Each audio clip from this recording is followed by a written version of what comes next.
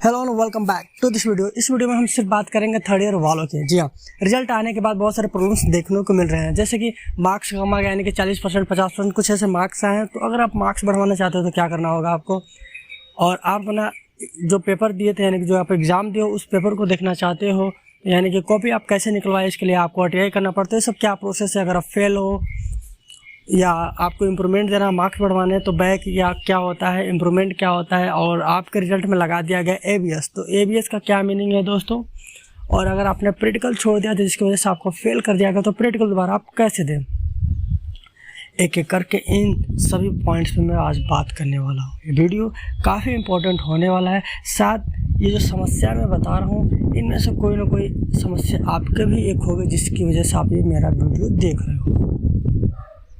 तो चैनल पर नए दोस्तों चैनल सब्सक्राइब कर ले और वीडियो को लाइक कर दे। अगर आप महात्मा गांधी का पीठ है उससे रिलेटेड किसी भी कॉलेज स्टूडेंट होती वीडियो सिर्फ आप लोगों के लिए दोस्तों, तो बने रहिए हमारे साथ, देंगे इन सभी के लिए आसान सोल्यूशन।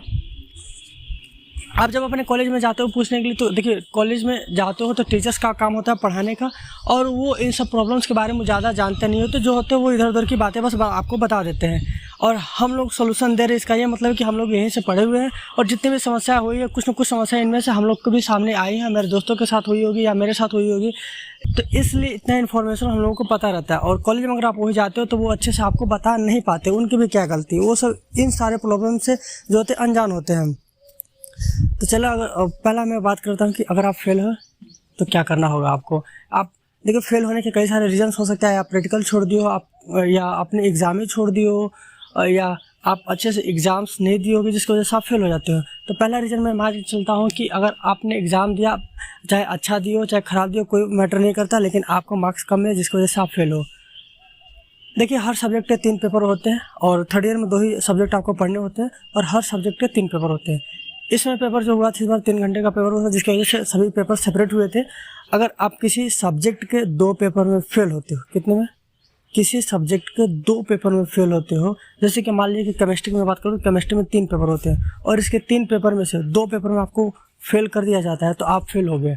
ठीक है, तो सिर्फ अगर आप किसी भी सब्जेक्ट के 2 पेपर में फेल होते हो, या 2 सब्जेक्ट के एक एक पेपर में, यानी कि 2 सब्जेक्ट का मिला के 2 पेपर में आप फेल होते हो, तो आपको बैक देने का ऑप्शन मिलेगा। जी हाँ, बैक देने का ऑप्शन मिलेगा। इसके बाद अगर आप एक बार और सुन लीजिए, मान लीजिए कि केमिस्ट्री है 3 पेपर होता है, और एक मान चलता हूँ फिजिक्स है जिसके 3 पेपर है। केमिस्ट्री के एक पेपर में आप फेल हो जाते हो और फिजिक्स के एक पेपर में फेल हो जाते हो। ठीक है, तो आपको बैक देने का ऑप्शन मिलेगा। वहीं अगर आप केमिस्ट्री के 2 पेपर में फेल होते हो और फिजिक्स के एक पेपर में फेल होते हो, कुल मिला के आप 3 पेपर में फेल होते हो, तो आपको यहाँ पे ईयर बैक मिल सकता है। या आप केमिस्ट्री के 2 पेपर में फेल हो रहे हो और फिजिक्स के भी 2 पेपर में फेल हो रहे हो, तो आपको पूर्णतः ईयर बैक कर दिया जाएगा, यानी कि आपको फिर से एग्ज़ाम देना पड़ेगा और पूरा पढ़ना पड़ेगा फिर से सिलेबस। ये रहा दोस्तों माजरा। एक और ऑप्शन आता है कि मान लीजिए सिर्फ आप केमिस्ट्री के एक पेपर में फेल हो, ठीक है, और तीनों पेपर का मिला करके पासिंग मार्क आपके पास है, और फिजिक्स के आप एक पेपर में फेल हो और तीनों का मिला करके पासिंग मार्क आपके पास है, तो आपको पास कर दिया जाएगा, कोई बड़ा इशू नहीं होता है। ठीक है दोस्तों, ये रहा फेलियर के लिए। तो ये जो बंदे हैं ये ईयर बैक होंगे, यानी कि एक्स स्टूडेंट की कैटेगरी में आएंगे। अगर बैक लगता है तो इनके लिए बैक का भी फॉर्म आता है। कुल मिलाकर के इनका 1 साल तो बर्बाद होगा ही होगा। अब बात कर लेते हैं कि अगर आपके मार्क्स कम आए हैं तो आपको क्या करने चाहिए। बहुत स्टूडेंट ऐसे हैं जो कि एग्ज़ाम दिए हैं और कोई 50% पाया, तो कोई 45% पाया, कोई 55% पाया। तो जो 40% पाया है इनका तो कुछ नहीं होगा, या कोई 45% भी पाया है तो हम बता दें भैया इनका ज़िंदगी में कुछ हो नहीं सकता। क्यों नहीं होगा कि अगर आप कहीं भी PG में एडमिशन लेना चाहते हो या कहीं जॉब के लिए जाना चाहते हो, तो आपको मिनिमम 50% चाहिए या तो 55% चाहिए। बहुत सारी यूनिवर्सिटियां जो होती है जो 55% लेकर के चलती है लिस्ट, यानी कि सबसे कम मार्क्स जो होता है परसेंटेज होता है वो 55 मान के चलती है कि अगर 55% है तभी आप हमारे यहाँ एडमिशन ले सकते हो। कुछ जॉब वाले होते हैं जो 55% तो मांगते ही है, और कुछ ऐसे जॉब भी होते हैं जहाँ पे 60% मांगा जाता है। तो अगर आपका परसेंटेज 50 से कम है तो जान लीजिए कि आपके डिग्री की कोई भी वैल्यू नहीं है यहाँ पे। तो अगर आप मार्क्स अपना बढ़वाना चाहते हैं तो आपको इम्प्रूवमेंट एग्ज़ाम देना चाहते हो, आप पास हो और मार्क्स के आपके कम है, तो आपको इम्प्रूवमेंट का एग्ज़ाम देना पड़ेगा, और इम्प्रूवमेंट का जब भी फॉर्म आएगा हम आपको इन्फॉर्म कर देंगे। हमारे चैनल के साथ आप जुड़े रहे दोस्तों। अब इसके बाद हम लोग बात कर लेते हैं कि RW और UFM क्या होता है। देखिए, RW और UFM शो कर रहा है आपके रिजल्ट में, तो कहीं ना कहीं ये आपकी ही गलती है। क्या होता है कि जैसे कि राष्ट्र गौरव इन्वायरमेंट में आप पास हो और आपने थर्ड ईयर का एग्जामिनेशन फॉर्म भरते समय फिर से उसका उसको सिलेक्ट कर लिया है, और आप जाकर के फिर से एग्ज़ाम दे भी आते हो, तो आपने 2 बार एग्ज़ाम दे दिया, सेकेंड ईयर में दिया, थर्ड ईयर में दे दिया, तो ऐसे में आपको RW ठोक दिया जाता है, यानी टेक्निकल इशू बता करके ये आपके रिजल्ट को रोक दिया जाता है। ठीक है, मान लीजिए आप फेल थे, फिर से एग्ज़ाम दिया, कोई बात नहीं, लेकिन आप पास थे और फिर से दोबारा एग्ज़ाम दे दें तो प्रॉब्लम होता है। और एक सिचुएशन ये है कि आप पास थे सेकेंड ईयर में, फिर से थर्ड ईयर में एग्जामिनेशन फॉर्म भरते समय राष्ट्र गौरव इन्वायरमेंट को गलती से सिलेक्ट कर लिया है, या जो फॉर्म भर रहा था वो सिलेक्ट कर दिया है, और आपको पता था कि मैं तो सेकेंड ईयर में पास हूँ, तो आप थर्ड ईयर में नहीं गए एग्ज़ाम देने के लिए, तो ऐसे में इसकी वजह से भी हो जाता है। ठीक है, तो इसकी वजह से भी RW आपके रिजल्ट में लिख दिया जाता है और आपके रिजल्ट को शो नहीं कराया जाता है। तो ऐसे में आपको घबराने की ज़रूरत नहीं है। हालांकि ये बात तो है कि आप कहीं एडमिशन लेने लायक नहीं बचे हो। अगर RW लग गया आपके रिजल्ट में तो इस साल कहीं भी आपको एडमिशन लेना मुश्किल है, क्योंकि जो टाइम होता है वो निकल जाता है रिजल्ट लेने में।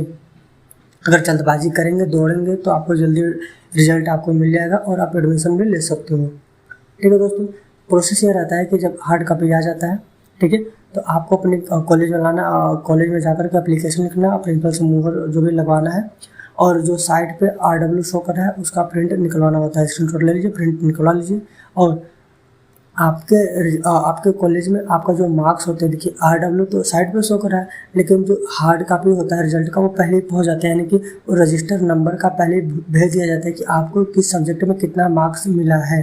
ठीक है दोस्तों, आपको किस सब्जेक्ट में कितना मार्क्स मिला है ये वाला रजिस्टर आपके कॉलेज में भेज दिया जाता है, सभी के कॉलेज में भेजा जाता है। तो वहाँ अपने कॉलेज में जाइए और आपको जो जो मार्क्स मिला है वो नोट करवा लीजिए, लिख लीजिए, और वो लेकर के MGKP में चले जाइए। वहाँ पे एप्लीकेशन के साथ ये जो सारे तमाम चीज़ें उनको दे दीजिए, और वो कुछ टाइम बाद, यानी कुछ दिनों बाद, हफ्ते में, 2 हफ्ते में, 1 हफ्ते में, महीने में भी, जब भी होगा वो प्रॉब्लम को सॉल्व कर देंगे। अगर नहीं होगा तो बीच बीच में आपको पता करना होगा, जाना होगा वहाँ पर और उनको बोलना होगा, तब जाके ये समस्या आपका सॉल्व होगा। अब हम लोग बात कर लेते हैं कि अगर आप प्रैक्टिकल छोड़ दिए हो और आपको फेल कर दिया गया है। बहुत से कॉलेज वाले ऐसे हैं जिनकी गलती की वजह से स्टूडेंट अपना प्रैक्टिकल एग्जाम छोड़ देते हैं, मतलब कि उनसे छूट जाता है। वो सही से टाइम नहीं बता पाते कि हम किस दिन प्रैक्टिकल लेंगे, या एग्ज़ाम कुछ करा लिए, फिर प्रैक्टिकल कॉपी तो लिखवा लिए, फिर प्रैक्टिकल के लिए नहीं बुलाया तो एब्सेंट कर दिए। तो कहीं ना कहीं कॉलेज वालों की भी गलती होती है। स्टूडेंट जो होते हैं खुद से छोड़ना नहीं चाहेंगे प्रैक्टिकल एग्जाम को। फिर भी मान लीजिए आपका एग्जाम, चलिए प्रैक्टिकल छूट गया, आपको फेल कर दिया गया, तो ऐसे में जब रिजल्ट की हार्ड कॉपी आ जाएगी कॉलेज में, आप अपने कॉलेज में पता करते रहिए, क्योंकि ऑनलाइन रिजल्ट आ चुका है, तो हार्ड कॉपी कॉलेज में पहुंचने में लेट नहीं होगा। तो जैसे आपकी हार्ड कॉपी मिल जाती है, आप कॉलेज में जाइएगा, वो 2000 आपसे लेंगे, बेझिझक आपको 2000 देना है, नहीं तो फिर आप तो गए काम से। तो वो 2000 आपसे लेंगे, 2000 फीस के तौर पर आपसे जमा करवाएंगे, कैंपस में ही जाके प्रैक्टिकल का एग्ज़ाम देना पड़ेगा। ठीक है दोस्तों, तो ये रहा प्रैक्टिकल वालों के लिए। और ABS लग गया, कुछ लोग अपने चाचा की शादी में, फूफा की शादी में, मामा की शादी में चले जाते हैं, वो कहते हैं कि एक पेपर में बैक लग भी जाए तो हम बैक दे लेंगे। तो ऐसे में किसी अगर एक सब्जेक्ट में भी आपका ABS लग गया, यानी कि एब्सेंट चढ़ गया, आप उस दिन एग्ज़ाम देने नहीं गए, या आपकी गलती की वजह से चाहे जो भी, या मौज मस्ती में अपने एग्ज़ाम को छोड़ दिया, तो एब्सेंट लगता है, जिसको शॉर्ट में कहते हैं ABS। तो ABS हटवाने के लिए आपको दोस्तों करना होता है कि क्या बताइए, आपको भी बैक देना पड़ेगा, बात ख़त्म। लेकिन अगर आपने एग्ज़ाम दिया है और ये जो रिज़ल्ट बना है उनकी गलती की वजह से ABS उसमें लगा है, आप एग्ज़ाम में प्रेजेंट हो और आपको गलती से ABS यहाँ पे चढ़ा करके फेल किया गया है, तो ABS ये सुधर सकता है, ABS को हटाया जा सकता है। इसके लिए कुछ नहीं करना पड़ेगा आपको। रिजल्ट की जैसी हार्ड कॉपी आ जाएगी आपके पास, आपको क्या करना है, प्रिंसिपल से एक एप्लीकेशन लिखवाना है, और जहाँ पे आप एग्ज़ाम दिए हो, जिस सेंटर पे आप एग्ज़ाम दिए हो, या आपके कॉलेज में हुआ हो या कॉलेज के बाहर किसी सेंटर पे एग्ज़ाम हुआ हो, तो वहाँ से आप जिस दिन प्रेजेंट है, जिस दिन एग्ज़ाम दिए हो, उस दिन का प्रेजेंटेशन का कॉपी का फ़ोटो कॉपी लीजिएगा, जहाँ जेरोक्स करा लीजिएगा, एप्लीकेशन लिखवा लीजिएगा, और रिजल्ट की जो रिजल्ट का फ़ोटो कॉपी उसको लेकर के MGKP में पहुँच जाइएगा। वहाँ पे आपकी समस्या का समाधान होगा, वो सुधार कर देंगे, चढ़ा देंगे। थोड़ा दौड़ना पड़ता है और समस्याएं तो होती ही रहती हैं। तो रहा है ABS वालों का ये मैटर। एक होता है कि कुछ लोग इतने टैलेंटेड होते हैं, उनको विश्वास नहीं होता है। कुछ लोग 60% पा जाते हैं, कुछ लोग 70% पा जाते हैं, फिर भी अपनी कॉपी को निकलवा के देखना चाहते हैं। कुछ लोग फेल हो जाते हैं, कुछ लोग फेल हो जाते हैं तो चलिए वो ठीक है। जो फेल हो जाते हैं या 40-50% मार्क्स पाते हैं, वो अपनी कॉपी निकलवाते हैं और देखना चाहते हैं कि मेरी कॉपी ठीक से चेक हुई या नहीं है। जो फुल कॉन्फिडेंस में होते हैं वो भाई कॉपी निकलवाते हैं। तो इसके लिए उनको RTI दाखिल करना होता है। RTI दाखिल करने में आपको 200 रुपये देना पड़ते हैं पर पेपर का। अगर एक पेपर चाहे जितने भी पेपर हो, हर पेपर का आपको 200 रुपये देना पड़ेगा चार्ज। आप इससे RTI अप्लाई कर सकते हो अपने स्टूडेंट लॉगिन ओपन करके। इसके बाद दोस्तों प्रोसेस यहीं पर नहीं ख़त्म होता।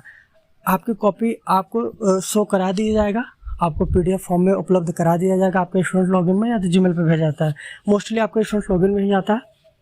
और अगर आप अपनी कॉपी देख लेते हो, उसमें लगता है कि गड़बड़ी है, मेरी कॉपी अच्छे से चेक हुई नहीं है, मुझे नंबर कम दिया गया है, और आप उसे दोबारा चेक करवाना चाहते हो, तो इसके लिए आपको फिर से 2500 देना पड़ेगा। कितना देना पड़ेगा? 2500 रुपये आपको फिर से पे करना पड़ेगा।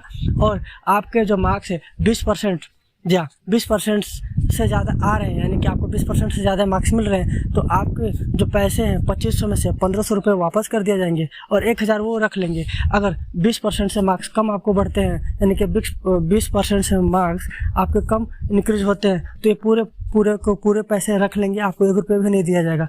यहाँ तक तो बात ठीक है। लेकिन एक बात और दोस्तों, RTI अप्लाई करने के बाद पिछले साल ये हाल हुआ था कि बहुत सारी कॉपियाँ नहीं मिली थी, और MGCAPI ने पेपर में आउट कराया था कि 100 से ज़्यादा कापियाँ खो गई हैं, मिल नहीं रही हैं। बहुत से बच्चे RTI अप्लाई किए थे, उनका पैसा 200 रुपया चला गया, लेकिन कॉपी वो साइट पे शो नहीं किए। तो अगर आप अपनी कॉपी देखना चाहते हो तब RTI अप्लाई कर दो, और चेक कराओ या ना कराओ ये आपके ऊपर है। अगर आप RTI करते हो, आप अपनी कॉपी देख लेते हो, उसके बाद अगर आप चेक कराते हो या नहीं चेक कराते हो, इस पर कोई इफेक्ट नहीं पड़ने वाला आपके ऊपर।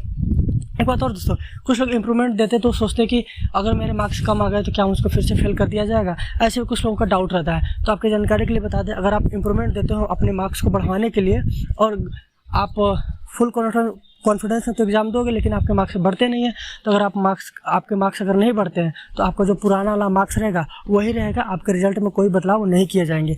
अगर आप एग्ज़ाम देते हो और मार्क्स बढ़ जाते हैं, तो आपका जो रिजल्ट है उसमें मार्क्स बढ़ा देंगे और नया रिजल्ट आपको दे देंगे।